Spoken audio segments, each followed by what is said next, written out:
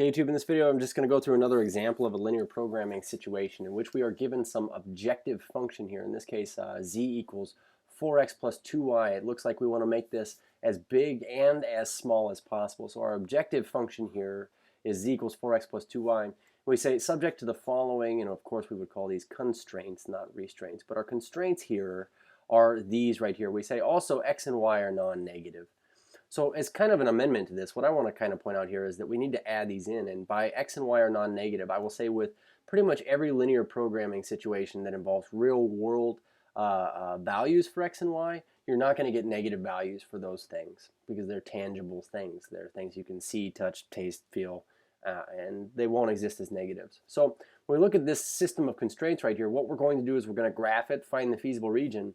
But what we're looking for are the vertex values to go plug into this right here. So let's go ahead and start by graphing our feasible region. I'll go ahead and start with the fact that we have, let me go with the darker color here, at x equals 0 and at y equals 0. Now if you are sitting here doing this on grid paper, I would just say that you don't need to put those in. All you do need to make sure you do though is label these with x equals 0 and y equals 0 for the vertical and horizontal respectively.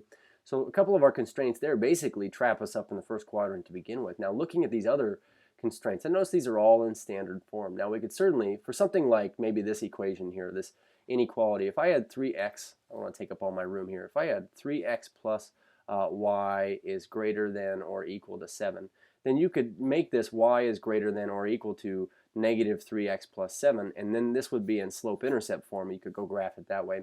For the sake of this video, what I'm going to do is I'm going to find the x and y intercepts for each of these graphs, and I'm going to go graph these approximately the best I can. So we would say that looking for my y-intercept here, we'll plug in 0 for x. I would get 2y equals 4. In other words, y would be 2 if and only if x equals 0. And if x equals 0, then we get x equals 4. Or y equals 0, we get x equals 4. So for this graph right here, we say it hits at 0, 2. Go ahead and put that on right there. 0, 2, and 4, 0. So 4 to the right, up and down, none. And we're going to connect these dots as best we possibly can. I'll do this in pieces here. And then we'll go back and work on the other graphs here. Now make sure you label this. This is really important that we do this. This is our first equation. So x plus 2y equals 4 when we label the line here.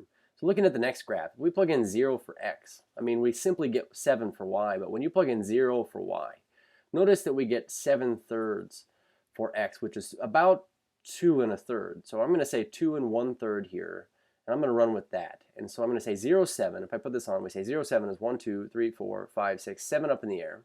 That's right here. And then about 2 1/3 would lie somewhere in this neighborhood right here. So I would say, looking at this, our slope here would be, I'm cheating a little bit here. I get a line that looks like this. And what I was doing just now, as a matter of fact, was using the slope of that line being -3 to get those other points on it. But I would say that if I had a straight edge, if I was sitting at a desk or something, then I could do that a little bit more easily. 3x plus y is equal to 7. So now our last constraint here looks like if we plug in 0 for x, we would get 7/2 for y, or 3 1/2. And if we plug in 0 for y, we get -7 for our x value. So -7, 1, 2, 3, 4, 5, 6, 7 would be all the way over here. And then our y-intercept would be up 3 and then a half a unit here. So it looks like this right here. We're going to go ahead and label it. So we say -x plus 2y is equal to 7. So now that we have all these labeled, we're going to go ahead and admit some things here. Because we're non-negative, we're going to be up here in the first quadrant. So these first two constraints, x is greater than or equal to 0 shades to the right, and y greater than or equal to 0 would shade above. So now we already know that our feasible region of values is over here in the first quadrant. Now testing 0, 0 on all of these, you can see how if they're in standard form, it's really easy to test 0, 0. That is to say, if I test 0, 0 on this first inequality here, basically you're going to get 0 on the left because everything has a variable value equals 0. So we would say 0 is greater than or equal to 4, which is absolutely false. And so looking at x plus 2y equals 4, where's that one? Well, I labeled it down here. I know that 0, 0 fails it, so I'm not going to shade this side of this graph. I'm going to shade to the other side of this graph. So now I'm in the first quadrant, and I'm above this graph and to the right. And then also looking at these other ones, 0, 0. 0 plus 0 is greater than or equal to 7 here. This fails.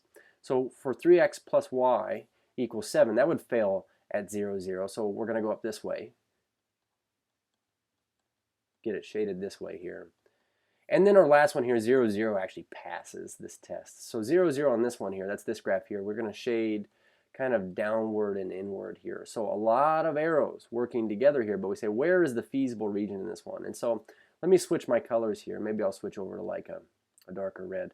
We could see that the feasible region would have to be up in the first quadrant and be kind of stuck above and outward from these. I always like to go around kind of the outline first of our feasible region. It would be kind of in here. So we say, here's our feasible region of values right here. So we're going to make a couple of notes here. We say that this is an unbounded feasible region. And the reason why it's unbounded is because it opens kind of up and to the right, and it'll never stop increasing. Now, if we go look at our diagram from the last video, we would say that this right here is certainly a bounded feasible region. So the difference between our regions here is that if we're surrounded on all sides here and we have our vertices, then what we're going to have to be able to say is that a maximum and a minimum of our objective function must occur.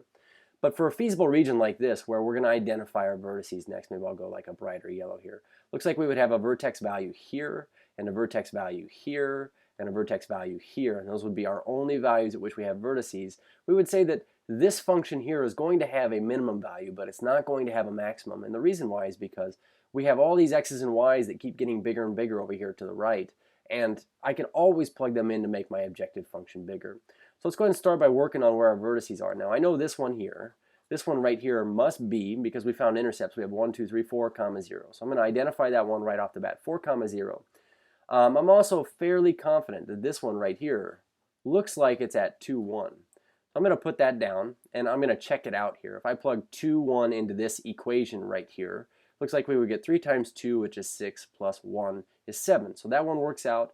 And if I plug 2 into the other equation here, which is x plus 2y is 4, we get 2 for our x plus 2 times 1.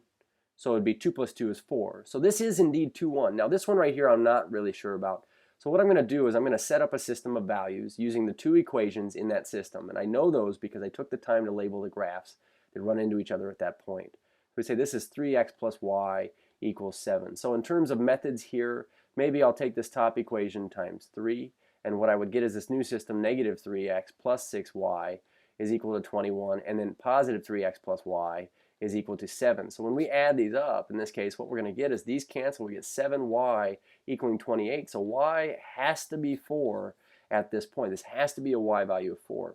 And if our y value is 4, we'll go maybe plug this back into this equation here. We say 3x plus 4 equals 7. So 3x really equals 3. That means our x value here is 1. So now that we have these, okay, all of this work, just to go do this, we're going to put our vertices here of our feasible region, and then we're going to put our objective function here, which in this case is our z function, 4x plus 2y. So we're going to plug all these in, and by all of these I mean the vertex values, the only points in the feasible region at which a maximum or a minimum value can occur. And so when we plug these in, we get 4 times, we'll just do it this way, 4 times blank, 2 times blank, 4 times blank plus 2 times blank, and 4 times blank plus 2. Thanks for being patient with me here. We would plug in 4, 0 up here, 2, 1 into this, and 1 and 4. So let's find out which one gave us the maximum, which one gave us the minimum. So for this top constraint here, it looks like we get 4 times 4 is 16 plus 0 is 16. Here we get 4 times 2 is 8 plus 2 times 1 is 2, so we get 10. And then here we get 4 plus 8 is 12. So this is a 16 here. I would say that where our minimum value occurs, let's identify it first. We say at 10. 10 is the minimum value of our function. It's the smallest it ever gets. And then what's the maximum value? Well, what we get to say here is that it has no maximum. And the reason why is because it's unbounded. And we're going to write unbounded upward. Okay, and that's kind of upward or towards the right. If it's unbounded downward, it'll have a maximum but no minimum.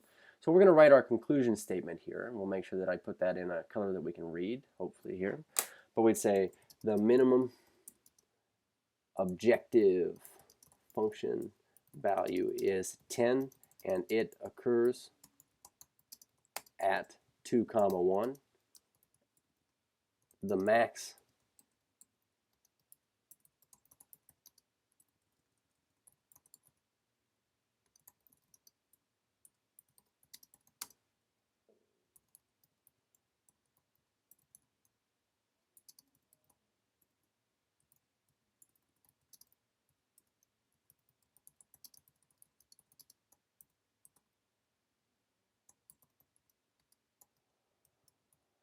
So basically, because we're unbounded upward and to the right, this is never going to have a maximum because we can always find bigger x and y values. But it does have a minimum because we did have some values at which our function was made as small as possible. Cheers.